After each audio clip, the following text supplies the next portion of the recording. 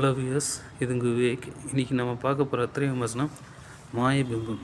இந்த படத்தில் சொல்லப்பட்டிருக்கக்கூடிய கதை எல்லாருடைய மனசையுமே ஈரப்படுத்தக்கூடிய ஒரு கதை. காதல் அப்படிங்கிறது ஒரு தீண்டு இன்பம் கிடையாது. அது உணர்வுமிக்க அனுபவிக்கக்கூடிய ஒரு பாசமிக்க நேசம் அப்படிங்கிறத புரிய வச்சுருக்காங்க.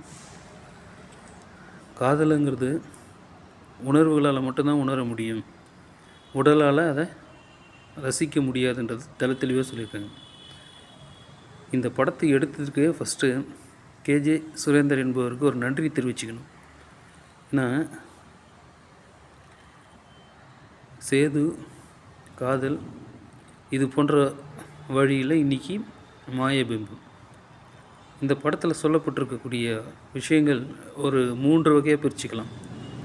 என்னென்னா, ஒரு தவறான தாய்க்கு பிள்ளையை பிறந்தால் சமுதாயத்தில் எப்படிப்பட்ட கஷ்டத்தையெல்லாம் அனுபவிக்கணுன்ற ஒரு கதை. இன்னொன்று, நட்பு எந்த அளவுக்கு மெயின்டைன் பண்ணணுன்ற ஒரு விதம். அதே சமயத்தில் நட்பு இல்லாமல் வாழ்க்கை இல்லைங்கிறதையும் ஒரு ரகம். மூன்றாவது விதம், காதலுங்கிறது அனுபவிக்கிறது மட்டும் கிடையாது, ஒரு செக்ஸு சம்மந்தப்பட்டது மட்டும் கிடையாது, அது மனசு சம்மந்தப்பட்டது, இருவரும் பகிர்ந்துக்கக்கூடிய ஒரு அன்பு அப்படிங்கிறத தெளிவாக சொல்லியிருக்காங்க. இந்த படத்தில் புதுமுகங்கள் நிறைய பேர் நடிச்சிருக்காங்க.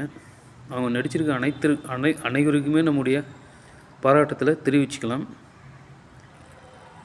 மேலும் இந்த மாதிரியான கதையெல்லாம் பிரபலமான நடிகர்கள் வச்சு எடுக்க முடியாது. காரணம், அவங்களுக்காக இந்த கதையை நம்ம எடுத்தோம்னா அவங்க என்ன பண்ணுவாங்கன்னா, இது அவங்களுக்கு ஏற்ற மாதிரி கதையை வடிவமைச்சிட்டாங்கன்னா அந்த கதையினுடைய சுவாரஸ்யம் என்பது கொஞ்சமும் இருக்காது. அது இந்த படத்தில் தெளிவாக சொல்லியிருக்காங்க. அதனால தான் இந்த படத்தில் புதுமுகங்களே போட்டு எடுத்திருக்காங்க. இந்த படத்தில் நடிச்சிருக்கக்கூடிய கதாநாயகன், கதாநாயகி மற்றும் அவருடைய நண்பர்களாக வரக்கூடியவங்க, அவங்க அப்பா அம்மா வரக்கூடியவங்க, மேலும் அவங்க அண்ணன் பொண்ணு, அண்ணன் ஒய்ஃபாக வர எல்லாருமே பாராட்டலாம். ஜோதியாக வரக்கூடிய ஹீரோயின் கதாநாயகனுடைய தோழியும் பாராட்டலாம். இந்த மாதிரியான ஒரு படத்தை மேலும் நம்ம வரவழைக்கணும். திரைப்படம் ஒரு காலத்தில் அரசாங்கத்துக்கு வருமானம் ஈட்டி தரக்கூடிய தொழிலில் ஒன்றா இருந்தது.